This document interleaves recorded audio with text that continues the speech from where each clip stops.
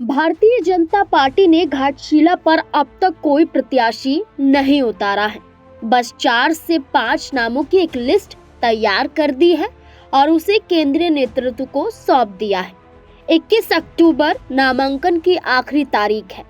आज से नामांकन की प्रक्रिया शुरू हो चुकी है, यानी कि 13 अक्टूबर से 21 अक्टूबर के बीच तक आप नामांकन कर सकते हैं। 21 अक्टूबर आखिरी तारीख है।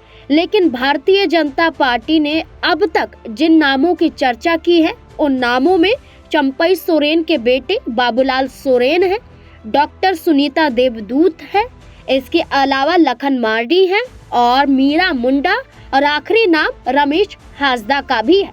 लेकिन औपचारिक रूप से ऐलान नहीं किया है।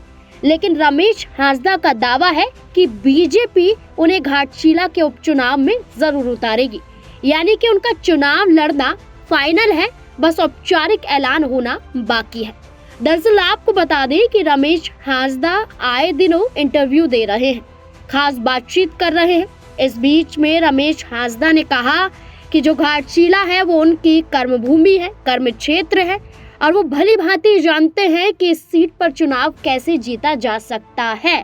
उन्होंने जिक्र किया कि 2014 में जब वो झारखंड मुक्ति मोर्चा छोड़कर बीजेपी में आए थे, तो बीजेपी से लक्ष्मण टुडू घाटशिला पर चुनाव लड़ने के लिए उतरे थे और अर्जुन मुंडा का निर्देश था कि रमेश हांसदा लक्ष्मण टुडू को जिताने के लिए आगे आए, और रमेश हांसदा ने जी जान लगा दी और लक्ष्मण टुडू 2014 में जीत जाते हैं।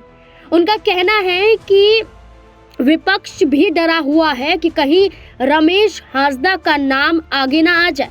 उन्हें डर है, इसलिए बार बार अपने प्रत्याशी को लेकर बदलाव कर रहे हैं। उन्होंने औपचारिक ऐलान नहीं किया है।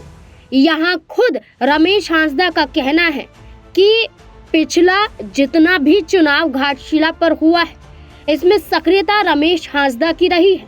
रामदास सोरेन ने जब चुनाव लड़ा झारखंड मुक्ति मोर्चा से 2014 से पहले, रमेश हांसदा ने उन्हें जिताने के लिए मेहनत की, यानी कि घाटशिला को अच्छे से जानते हैं। घाट घाट का पानी घाटशिला का उन्होंने पिया हुआ है।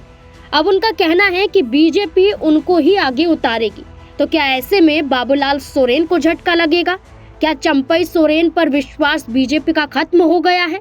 क्या रमेश हांसदा का चुनाव लड़ना अगर उनके मायनों में तय माना जा रहा है, तो सीधे तौर पर चंपई सोरेन और उनके बेटे को झटका लगना तय है।